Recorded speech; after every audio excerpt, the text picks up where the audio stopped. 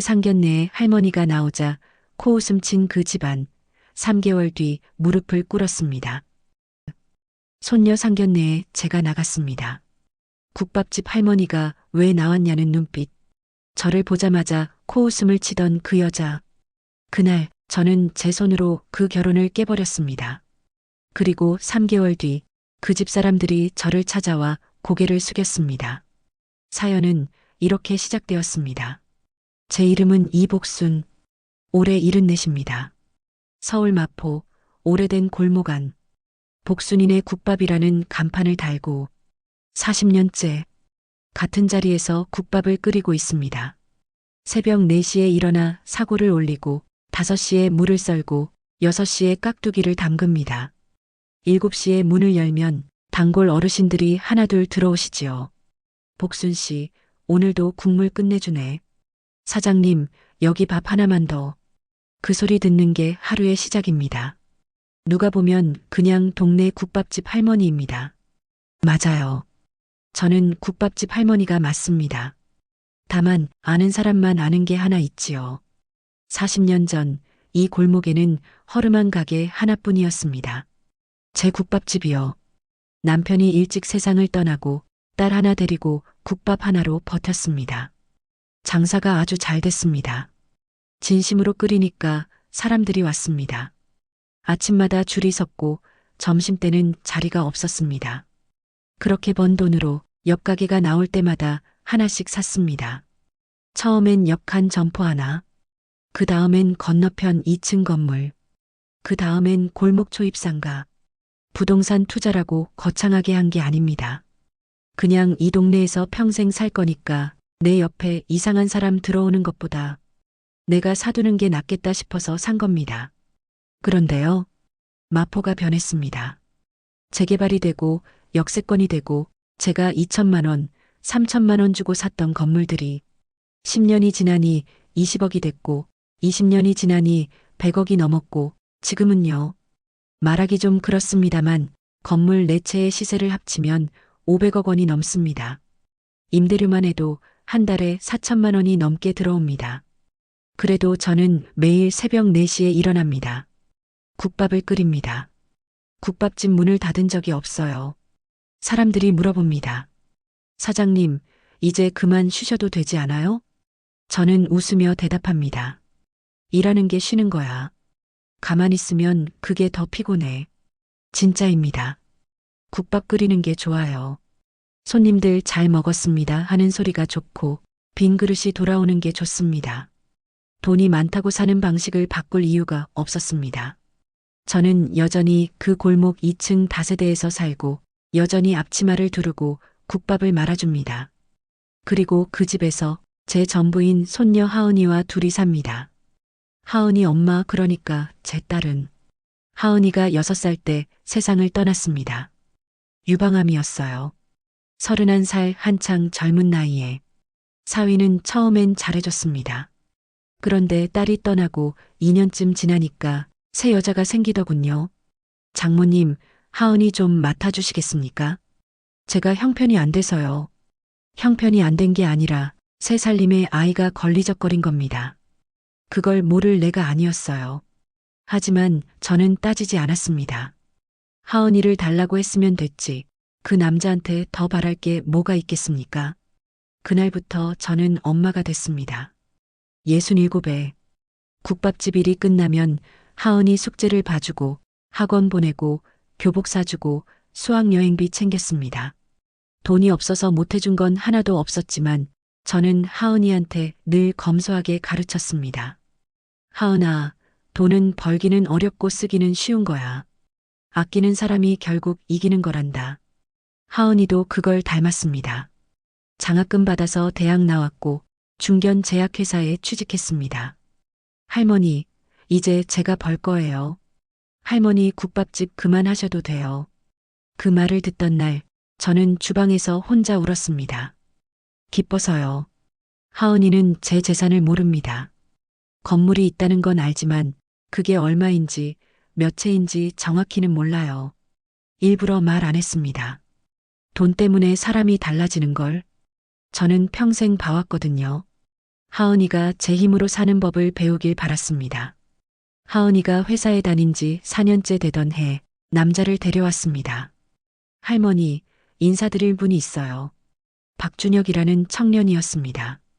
32. 같은 제약회사 영업팀. 키가 크고 눈이 맑고 인사가 반듯한 아이였어요. 할머니, 처음 뵙겠습니다. 하은이를 정말 사랑합니다. 그 아이가 우리 집 작은 식탁에 앉아 제가 끓인 국밥을 먹으면서 이렇게 깊은 국물은 처음입니다. 하고 웃던 모습, 저는 그때 생각했습니다. 이 아이라면 괜찮겠다. 우리 하은이 행복하겠다. 그때까지만 해도 그 아이의 가족이 어떤 사람들인지는 몰랐습니다. 준혁이네 집에서 상견례를 하자는 연락이 왔습니다. 문제는 하은이의 부모가 없다는 것이었습니다.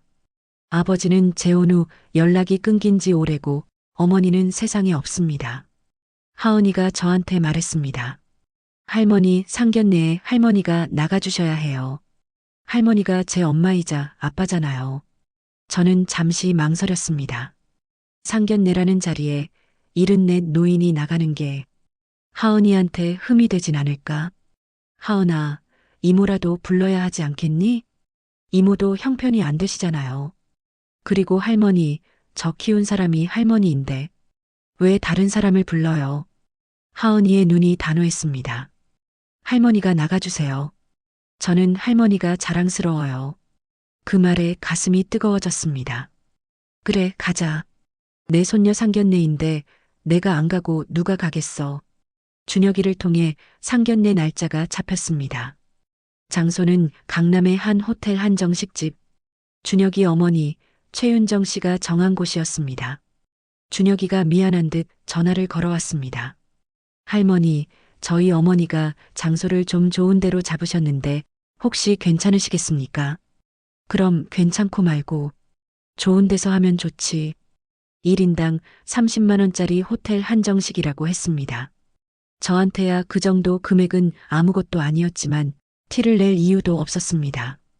저는 늘 그래왔으니까요. 있는 티를 안 내는 게 제 방식이었으니까. 상견례 이틀 전 하은이가 새 옷을 사왔습니다. 저한테요. 할머니, 이거 입으세요. 색이 할머니한테 잘 어울릴 거예요. 곱고 단정한 남색 재킷이었습니다. 하은이가 자기 월급으로 산 겁니다. 제 돈이면 무슨 옷이든 살 수 있지만 하은이가 골라준 이 재킷이 세상에서 제일 비싼 옷이었습니다. 상견례 전날 밤 저는 그 재킷을 옷걸이에 걸어놓고 한참을 봤습니다. 내일이면 하은이의 시댁될 사람들을 만난다. 그 사람들이 어떤 사람들인지 내 눈으로 봐야 한다. 하은이가 무시당하지 않게 내가 잘 봐야 한다. 그런데요. 가슴 한쪽이 자꾸 불안했습니다. 준혁이 어머니와의 첫 통화 때 그 여자가 물었거든요. 그런데 하은 씨 부모님은 어떻게 되시는 건가요? 준혁이가 이미 설명했을 텐데 다시 물어본 겁니다. 저는 대답했습니다. 어머니는 일찍 하늘나라로 갔고요. 아버지는 사정이 있어 연락이 안 됩니다. 제가 하은이를 키웠습니다. 전화 너머로 아주 짧은 침묵이 흘렀습니다. 그리고 그 여자가 말했습니다. 아, 네. 그러시군요. 그 아에 담긴 뉘앙스를 저는 놓치지 않았습니다. 40년 장사하면서 별별 사람을 다 봤습니다. 말 한마디, 숨소리 하나에 그 사람이 어떤 사람인지 읽히거든요. 하지만 그 정도야. 세상 사람 다 그렇지 뭐. 그때까지만 해도 저는 그렇게 넘기려 했습니다. 상견례 당일 강남 한복판 호텔 23층에 있는 한정식 레스토랑. 저는 하은이와 택시를 타고 갔습니다. 하은이가 불렀어요. 제가 혼자였으면 버스를 탔겠지만 하은이가 오늘은 택시요, 할머니 하길래 그냥 탔습니다. 호텔 로비를 지나 엘리베이터를 탔습니다. 대리석 바닥에 샹들리에 조명. 저한테는 아무것도 아닌 풍경이었지만 하은이가 제 손을 꼭 잡았습니다. 23층 문이 열리자 은은한 가야금 소리가 흘러나왔습니다. 창 밖으로 서울 시내가 한눈에 내려다 보이는 자리. 이미 준혁이네 가족이 와 있었습니다. 준혁이 아버지 박태호 씨 58. 건설자재 유통업을 한다고 했습니다. 덩치가 크고 목소리가 굵은 남자. 첫인상은 나쁘지 않았어요. 준혁이 어머니 최윤정 씨 55.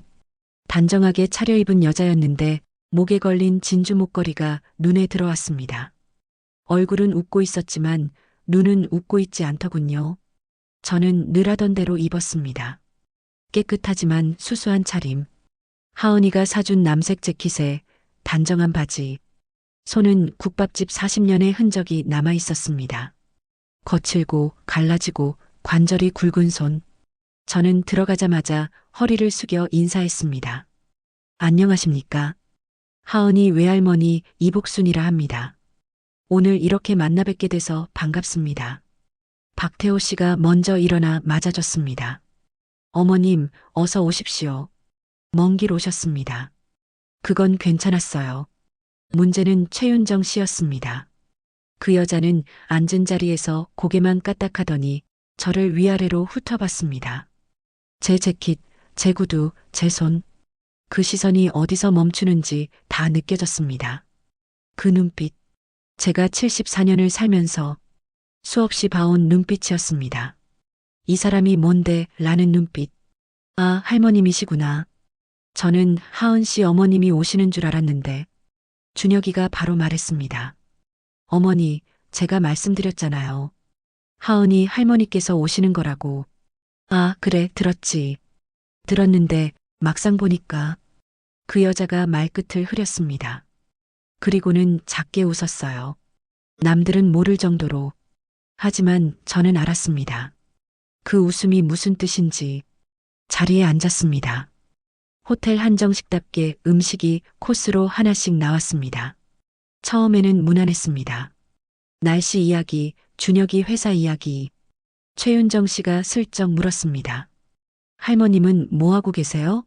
아직 일을 하시나요? 네. 국밥집을 합니다. 마포에서 40년째요. 아, 국밥집이요? 그 여자의 입꼬리가 미세하게 올라갔습니다. 옆에 있던 준혁이 아버지한테 눈짓을 하더니 물잔을 들어 한 모금 마셨습니다. 국밥집? 그 세 글자가 이 여자한테 어떻게 들렸는지 저는 정확히 알았습니다. 그러다 최윤정 씨가 본론을 꺼냈습니다. 그런데 할머님, 하은 씨 아버지는 정말 연락이 안 되시는 건가요? 네. 사정이 있어서요. 사정이라 어떤 사정인지 여쭤봐도 될까요? 하은이의 손이 테이블 밑에서 떨리는 게 느껴졌습니다. 저는 하은이의 손을 살짝 잡아주고 대답했습니다. 재혼을 했고 연락이 끊겼습니다. 그 이상은 굳이 말씀드리지 않아도 될 것 같습니다. 잠깐 침묵이 흘렀습니다. 그때 최윤정 씨가 고개를 끄덕이면서 말했어요. 아, 그러시구나. 그러니까 하은 씨는 아버지도 없고 어머니도 안 계시고 국밥집 할머니 밑에서 자란 거네요. 국밥집 할머니 밑에서 자랐다. 여러분, 그 말이 어떻게 들리십니까? 제가 40년 동안 새벽마다 사고를 고운 건 이 자리에서 그런 식으로 불리려고가 아니었습니다. 저는 참았습니다. 상견례 자리니까. 하은이가 좋아하는 사람의 어머니니까. 네, 제가 키웠습니다. 부족하지만 최선을 다했습니다. 아이고, 고생 많으셨겠다. 그 말이 진심이었으면 좋았을 텐데. 진심이 아니라는 건 바로 다음 질문에서 확인됐습니다. 그런데 할머님, 혹시 하은 씨 결혼할 때 집 쪽은 어떻게 생각하고 계세요? 집이요? 네. 요즘은 양가에서 반반하잖아요. 신랑 측에서 집 구하면 신부 측에서 살림이나 혼수를 해주시는 거 알고 계시죠? 국밥집 하시니까 이런 거 잘 모르실 수도 있어서 국밥집 하니까 모를 수도 있다. 참 가지가지합니다. 저는 표정을 바꾸지 않았습니다. 저도 하은이한테 부족하지 않게 해줄 생각입니다. 구체적인 건 아이들끼리 이야기가 된 뒤에 말씀드리겠습니다. 구체적인 게 아니라 기본이 있으니까요, 기본이. 저희도 아들 하나 키우느라 다 쏟아부었어요. 그래도 전세금은 저희가 보태줄 생각이거든요. 그쪽에서 너무 아무것도 안 해주시면 체면. 그 단어를 들은 순간 눈앞이 살짝 흔들렸습니다. 건물 4채를 가진 사람한테 국밥집 하니까 돈이 없을 거라 지레짐작하고 체면 운운을 합니다. 하지만 저는 재산 이야기를 꺼내지 않았습니다. 그건 제 방식이 아니니까요. 돈으로 사람을 누르는 건 저 여자나 하는 짓이지 내가 할 짓은 아니니까요. 아직은. 그때 준혁이 아버지 박태호 씨가 끼어들었습니다. 여보, 그런 얘기는 나중에 하자. 오늘은 서로 인사하는 자리 아니냐. 최윤정 씨가 남편을 흘겨봤습니다. 그리고는 목소리를 낮추며 말했어요. 인사도 인사지만 중요한 것도 짚고 넘어가야죠. 우리 아들이 고생할까봐 걱정되니까 그런 거예요. 그 순간 하은이가 입을 열었습니다. 어머님, 저희 할머니 앞에서 그런 식으로 말씀하시면 제가 좀 힘듭니다. 최윤정 씨의 표정이 굳었습니다. 뭐, 내가 뭘 어쨌다고? 사실을 말한 건데. 분위기가 싸늘해졌습니다. 준혁이가 어머니, 하은이 말이 맞아요 하고 달랬지만 최윤정 씨는 물러서지 않았습니다. 준혁아, 엄마가 이 자리에서 내 장래를 걱정하는 게 잘못이냐? 그리고 저를 보며 말했습니다. 할머님도 이해해 주세요. 저도 어머니니까 아들 걱정에 여쭤보는 거예요. 솔직히 부모도 안 오는 상견례는 저도 처음이라서요. 부모도 안 오는 상견례.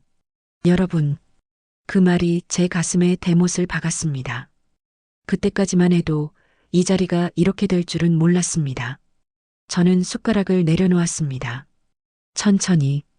식탁 위로는 전복찜과 소갈비와 계절 나물이 놓여 있었고 저는 그 음식들을 한참 내려다봤습니다.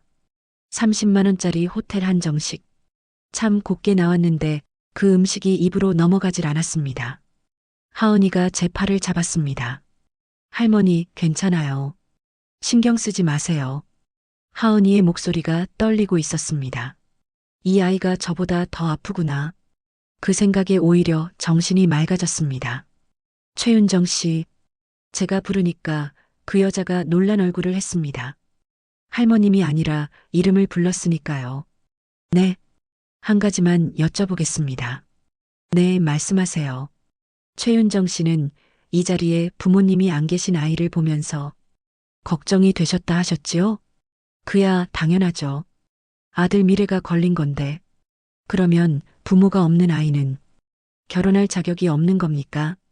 식탁이 조용해졌습니다. 준혁이 아버지가 헛기침을 했고 준혁이는 고개를 숙였습니다.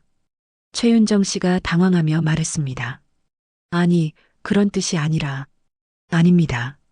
그런 뜻 맞습니다. 저는 또박또박 말했습니다. 이 아이 엄마는 31살에 암으로 갔습니다. 이 아이 아버지는 어린 딸을 두고 떠났습니다.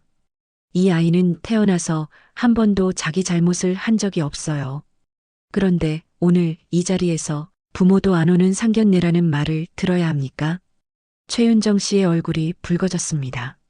할머님, 저는 이 아이를 데리고 올 때 한 가지만 다짐하고 왔습니다. 이 아이가 평생 부모 없다는 소리에 기죽지 않게 하자. 그 다짐 하나로 30년을 살았습니다. 저는 하은이를 봤습니다. 하은이의 눈에 눈물이 고여 있었습니다. 그런데 오늘 아직 한 가족도 안 된 사람한테서 제일 먼저 그 소리를 듣게 됐습니다. 저는 냅킨으로 입을 닫고 가방을 들었습니다. 이 결혼은 안 됩니다. 하은이가 제 손을 잡았습니다. 할머니, 하은아, 할머니가 사람 보는 눈이 없는 건 아니다. 이 집안에 너를 보내면 내가 평생 고개를 못 들고 산다. 그건 내가 원하는 삶이 아니야. 준혁이가 벌떡 일어났습니다. 할머님, 어머니가 잘못한 거예요. 제가 어머니를 설득할 테니까 제발. 착한 아이였습니다. 진심으로. 하지만 저는 고개를 저었습니다. 준혁 씨, 사람은 잘 안 변해요. 어머님이 오늘 한 말은 마음속에 원래 있던 말이에요. 그게 오늘 밖으로 나온 것뿐이야. 저는 일어섰습니다. 하은이도 일어섰습니다. 최윤정 씨가 당황한 얼굴로 남편을 봤지만 박태호 씨는 아무 말도 하지 않았습니다. 그 남자도 알고 있었던 겁니다. 자기 아내가 선을 넘었다는 걸. 저와 하은이는 호텔을 나왔습니다. 호텔 앞 차가운 바람이 얼굴을 스쳤습니다. 하은이가 한참 아무 말 없이 걷더니 갑자기 울음을 터뜨렸습니다. 할머니, 미안해요. 나 때문에 할머니가 이런 소리 듣고. 저는 하은이를 안았습니다. 꼭 안았습니다. 우리 하은이, 내가 미안할 게 뭐가 있어. 할머니는 내가 행복하기만 하면 되는데 저런 집에 가서 행복하겠어? 안 되지. 하은이가 제 어깨에 얼굴을 묻고 울었습니다. 강남 한복판 호텔 앞 거리에서 74 할머니와 29 손녀가 부둥켜 안고 울었습니다. 여러분이라면 어떻게 하셨겠습니까? 내 새끼를 무시하는 집안에 그래도 보냈겠습니까? 집에 돌아온 뒤 저는 하은이를 재우고 부엌에 앉아 물을 마셨습니다. 손이 떨렸습니다. 분해서가 아니라 내가 잘한 건지 모르겠어서. 하은이가 준혁이를 좋아하는 건 알고 있었습니다. 준혁이도 하은이를 진심으로 좋아하는 것 같았고, 그런데 내가 끊어버렸다. 내가 옳았을까? 다음 날 새벽 저는 또 4시에 일어났습니다. 국밥집 문을 열었습니다. 사고를 올리고 물을 썰고 깍두기를 담갔습니다. 손님들이 왔고 잘 먹었습니다 하고 갔습니다. 그 평범한 일상이 그날따라 위로가 됐습니다. 내가 여기 서 있는 한 하은이는 괜찮다. 이틀 뒤 준혁이에게서 전화가 왔습니다. 하은이한테가 아니라 저한테. 할머님, 저 준혁입니다. 어머니한테 말씀드렸습니다. 어머니가 상견례에서 하신 말씀, 저도 너무 화가 나고 부끄러웠습니다. 준혁 씨, 어머니가 사과하겠다고 합니다. 제발 한 번만 기회를 주십시오. 저는 잠시 생각했습니다. 그리고 말했습니다. 사과보다 중요한 건 사과한 뒤에도 같은 생각을 하느냐 안 하느냐야. 조금 더 지켜보자꾸나. 그런데 그로부터 일주일 뒤 일이 커졌습니다. 준혁이 어머니 최윤정 씨가 하은이 회사에 전화를 한 겁니다. 하은이의 팀장에게. 혹시 박하은 씨라는 직원 있지요? 그 사람 집안이 좀 복잡하던데 회사에서는 알고 계시나요? 하은이가 퇴근 후 울면서 전화했습니다. 할머니, 팀장님이 저한테 물어봤어요. 집안에 무슨 일 있느냐고. 피가 거꾸로 솟았습니다. 상견례에서 무시한 것도 모자라서 아이의 직장에까지 손을 댄 겁니다. 그날 밤 저는 잠을 이루지 못했습니다. 이건 단순히 결혼 문제가 아니었습니다. 하은이의 인생을 건드린 겁니다. 여러분이라면 이걸 그냥 넘기시겠습니까? 저는 넘기지 못했습니다. 그리고 바로 그 다음 날 뜻밖의 전화가 걸려왔습니다.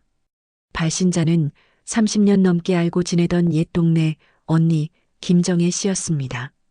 부동산 중개업을 오래 한 분이에요. 제가 건물 살 때마다 도움을 줬던 사람입니다. 복순아, 내 손녀 상견례 이야기 준혁이 엄마한테서 들었다. 그 여자가 동네방네 떠들고 다니더라. 국밥집 할머니가 손녀 시집 보내겠다고 나왔는데 집안이 형편없다고. 머리가 하얘졌습니다. 정혜 언니, 그 여자가 그런 말을? 그래. 그런데 복순아, 나 한 가지 아는 게 있어. 그 여자 최윤정이 남편 사업이 요즘 상태가 안 좋아. 건설자재 유통한다며? 작년에 큰 사기를 당해서 빚이 수억이래.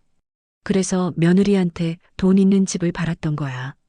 내 손녀가 국밥집 할머니 밑에서 자랐다니까 돈이 없을 거라 판단하고 쫓아낸 거지. 순간 퍼즐이 맞춰졌습니다. 그 여자가 첫 통화부터 집 이야기를 꺼낸 이유, 상견례에서 반반을 강조한 이유, 부모 없는 집이 싫었던 게 아니라 돈 없는 집이 싫었던 겁니다. 그렇다면 직장에 전화한 것도 하은이를 흔들어 놓으려는 게 아니라 자기 아들한테 하은이를 떼어 놓으려는 공작이었던 거예요.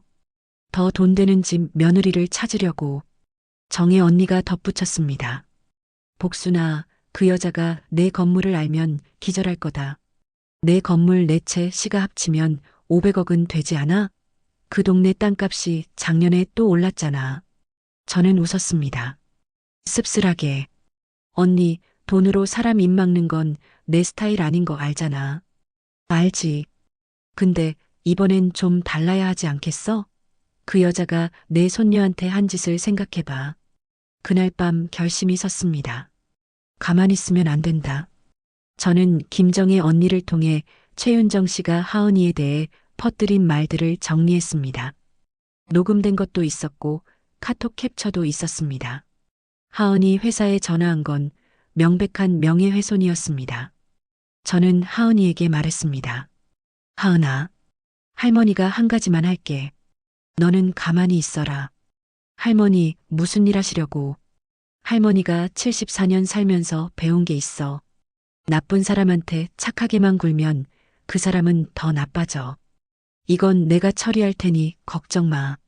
저는 먼저 준혁이에게 연락했습니다. 준혁 씨, 너의 어머니가 하은이 회사에 전화한 거 알고 있지? 전화 너머에서 준혁이가 한참 말을 잇지 못했습니다. 할머님, 저는 정말 몰랐습니다. 어머니가 그런 짓을 하실 줄은. 준혁 씨는 착한 사람이야.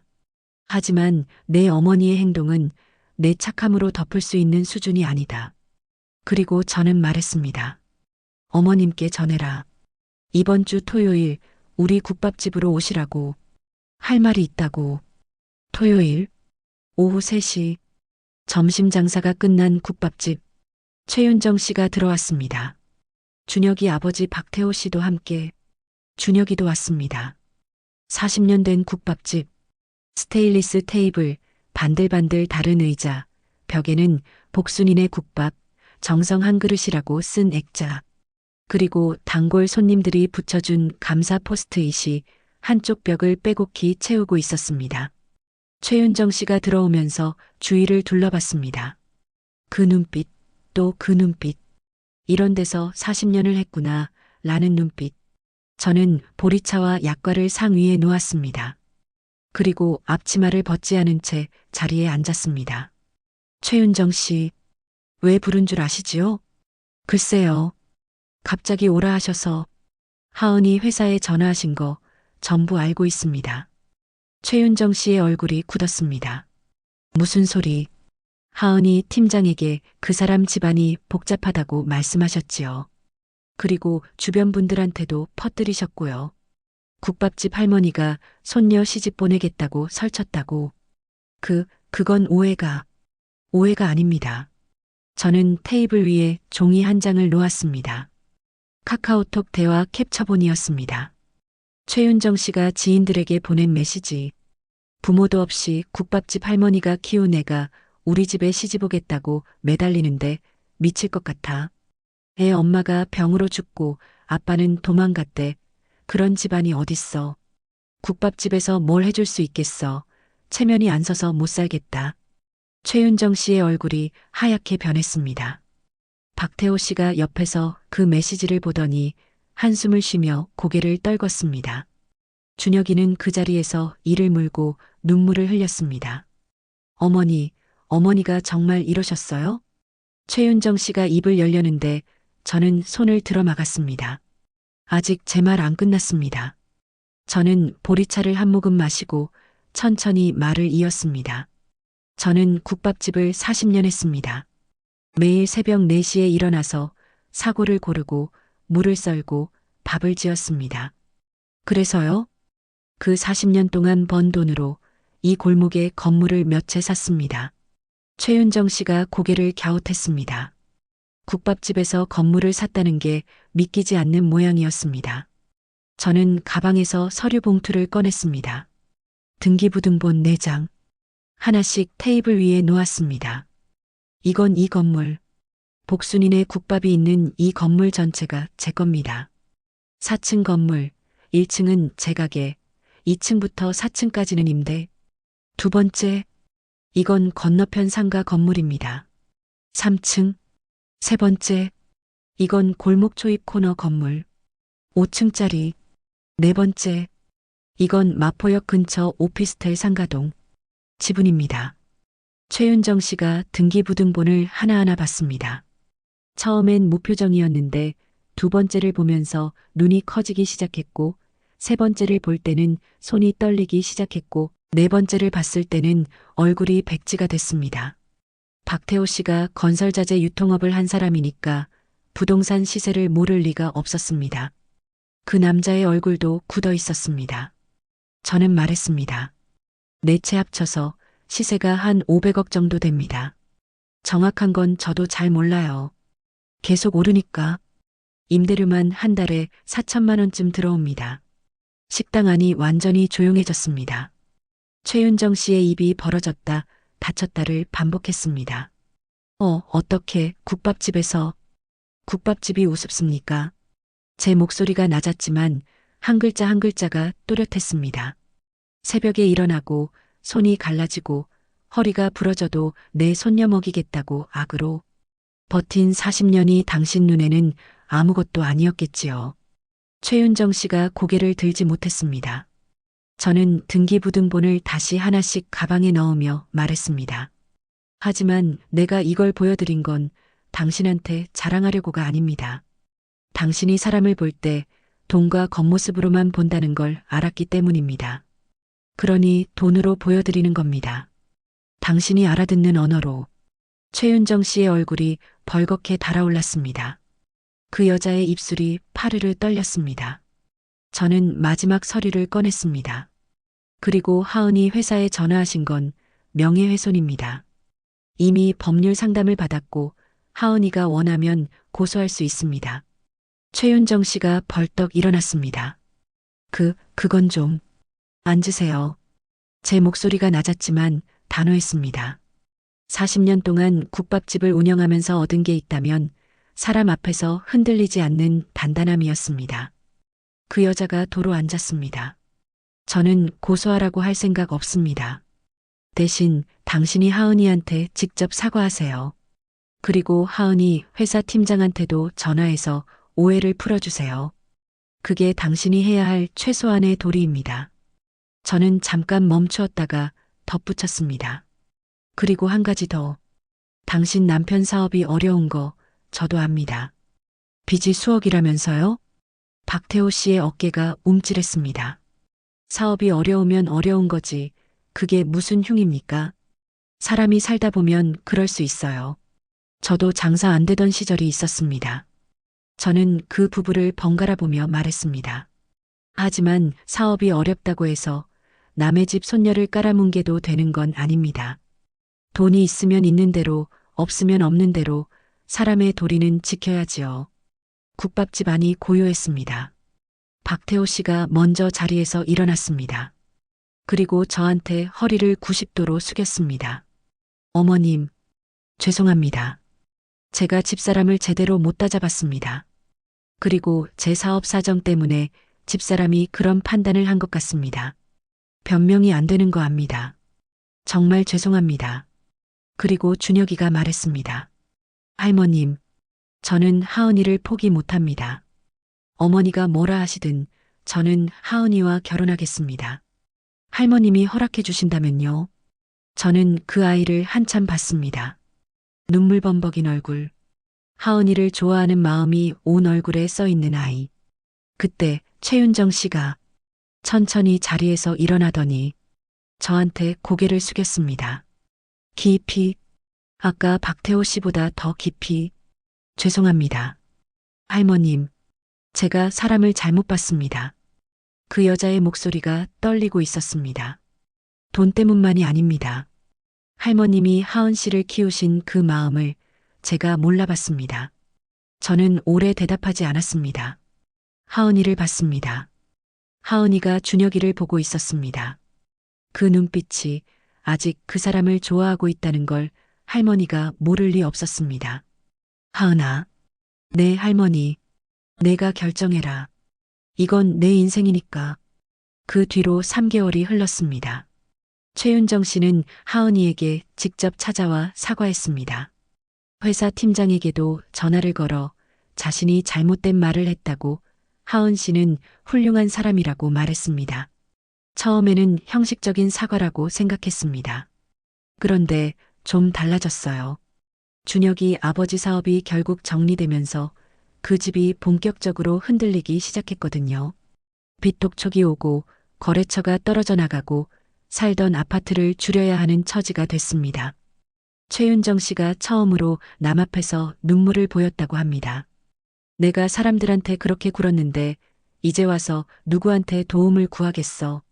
그 소식을 들은 사람이 누군지 아십니까? 하은이였습니다.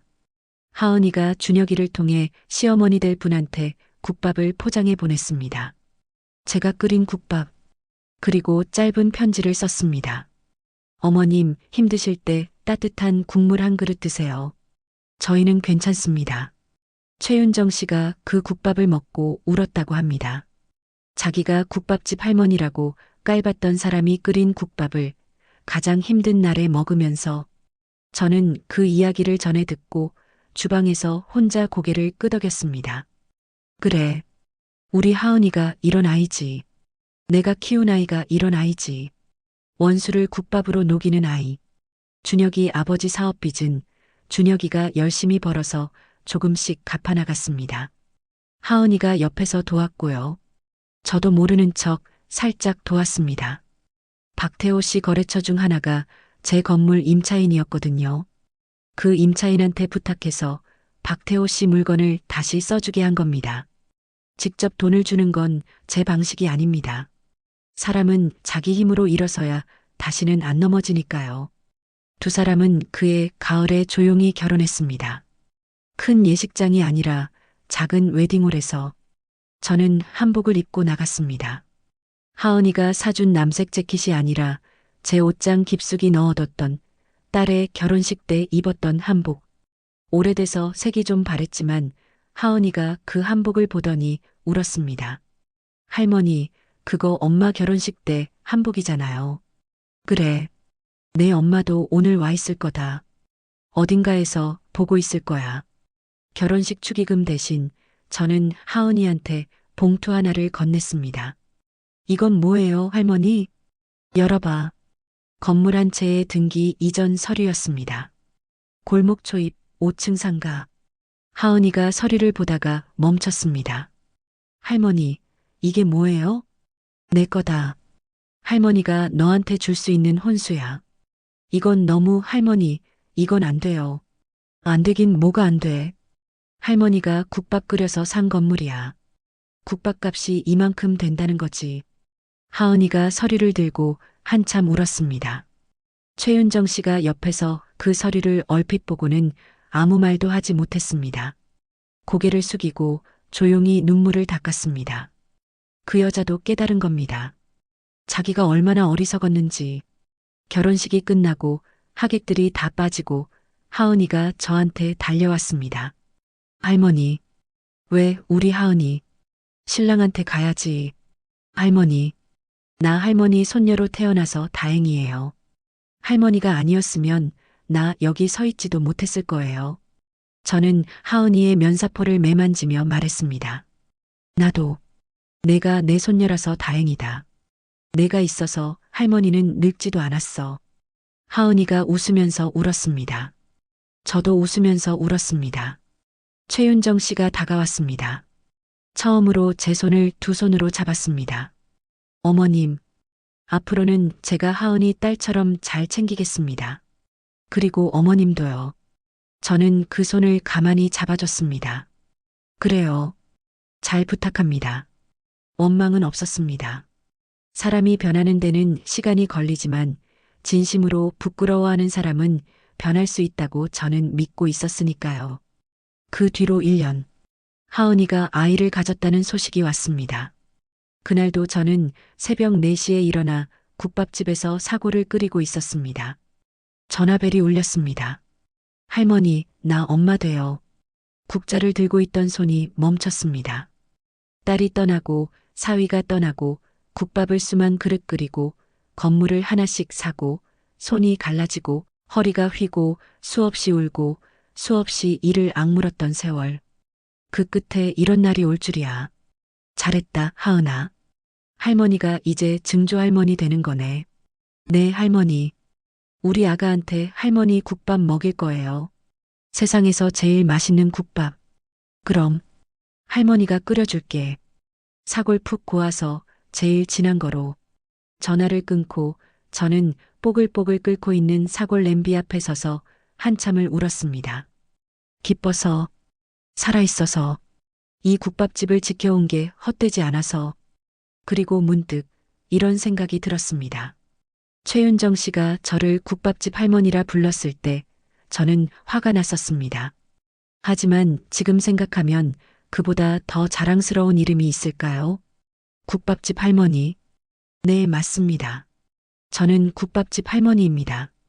새벽 4시에 일어나 사골을 끓이고 그 국밥 한 그릇으로 손녀를 키우고 건물을 사고 사람을 먹이고 이 골목을 40년째 지키고 있는 국밥집 할머니 이복순입니다.